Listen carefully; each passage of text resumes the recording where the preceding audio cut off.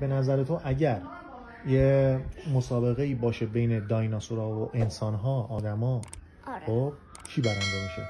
دایناسورها. آخه آدما از مغزشون استفاده میکنن، دایناسورها رو گول میزنن، بعد شکستشون میدن. نه.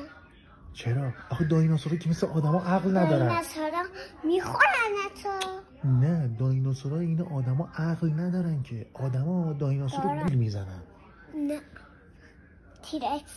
تیرکس بعدش میاد اینطوری میکنه ها. یه دونه تلویزیون اینطوری PS4 از اونا که یه دونه کامپیوتر دارن، بس از اون ماشین را میبرن با از این دسته ها. از اونا برام بخن، از این گوشی توش دانلود کنم. باشه؟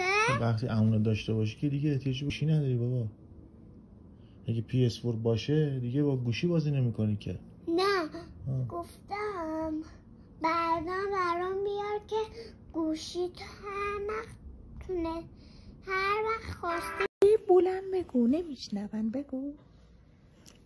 من عاشق کوچولوی رایم بودم. عاشق کوچولوی رایم بوده.